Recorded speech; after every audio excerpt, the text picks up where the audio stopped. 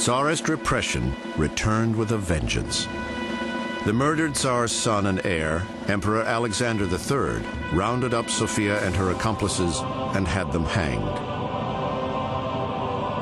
On the site of his father's assassination, the new Tsar raised a masterwork of Russian architecture, the Church of the Savior on Spilled Blood.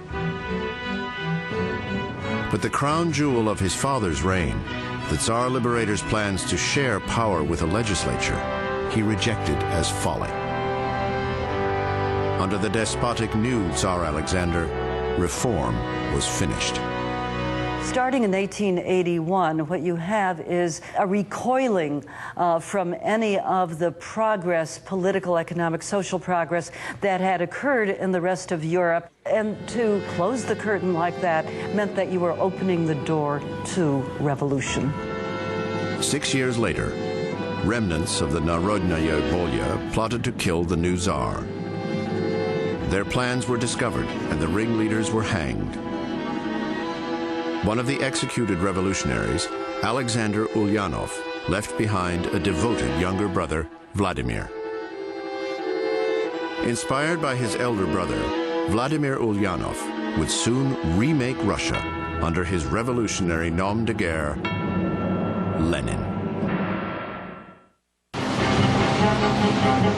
In 1894, Russia was a land hurtling into the future.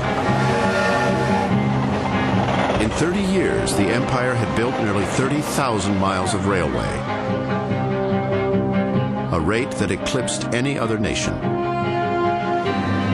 Industrial output was soaring. Peasants were flocking to new jobs in the factories, turning provincial towns into crowded urban centers. But as Russia industrialized, a working class emerges in the big cities, especially in Moscow, in St. Petersburg, in Kiev. And at the same time, Marxist ideas begin to trickle into Russia. The capital of St. Petersburg was now home to 1 million souls, including a young radical lawyer, Vladimir Ilyich Ulyanov, Lenin.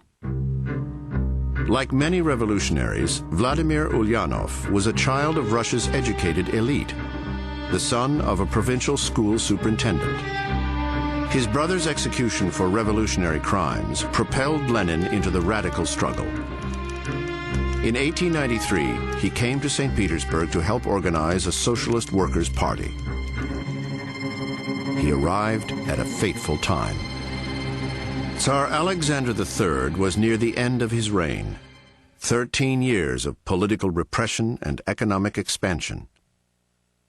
The following year, Alexander died and left the crown to his 26-year-old son, Nikolai Alexandrovich Romanov.